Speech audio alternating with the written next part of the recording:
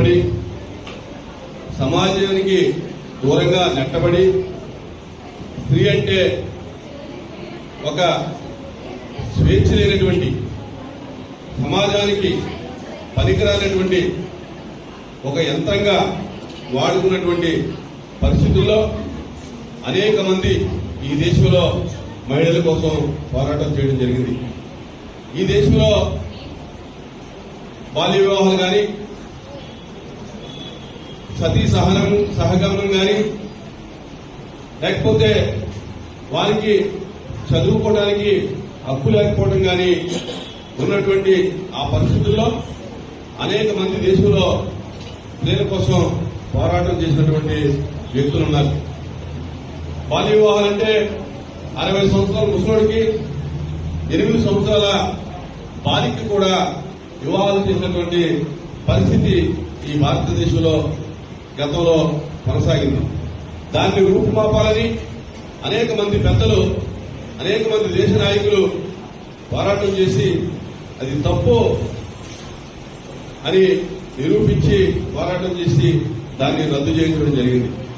అలాగే సతీ సహగమనం అంటే వివాహం జరిగిన తర్వాత ఏదైనా కారణంతో భర్త చనిపోతే అదే చితి మీద ఆ మహిళ బతికుండగా తనకు తానుగా వెళ్లి మరి ఆహుతి అవడం అంటే నిజంగా చెప్పుకుంటేనే చాలా భయంకరమైనటువంటి పరిస్థితులు ఈ దేశంలో ఉండేవి.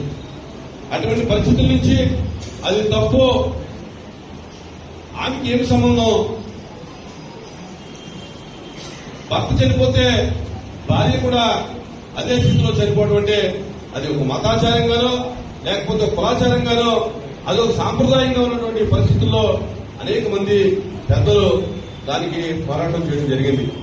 అలాగే ముఖ్యంగా ఏ ఇంట్లో అయితే, ఏ సమాజంలో అయితే, ఏ దేశంలో అయితే స్త్రీ గౌరవించబడుతుందో ఆ యొక్క కుటుంబం కానీ, ఆ దేశం కానీ, ఆ యొక్క రాజ్యం కానీ బాగుంటుందని చెప్పి ఆలోచించినటువంటి పరిస్థితిలో డాక్టర్ బిఆర్ అంబేద్కర్ స్త్రీల కోసం ఆయన చేసిన పోరాటం ఒకసారి మనం చెప్పుకోవాలి. ఎందుచేతంటే ఈ రోజున పూర్వకాలంలో స్త్రీ చదువుకునేటటువంటి హక్కు లేదు, స్త్రీకి విద్యను అభ్యసించేటటువంటి హక్కు లేదు. అంటే సమాజంలో బయటకు రాకూడదు స్త్రీ. ఒకవేళ భర్త చనిపోయినా లేకపోతే కాకపోయినా ఇంట్లోనే ఉండి సేవ చేసేటటువంటి ఒక యంత్రంగా వాడుకున్నటువంటి పరిస్థితుల్లో డాక్టర్ బిఆర్ అంబేద్కర్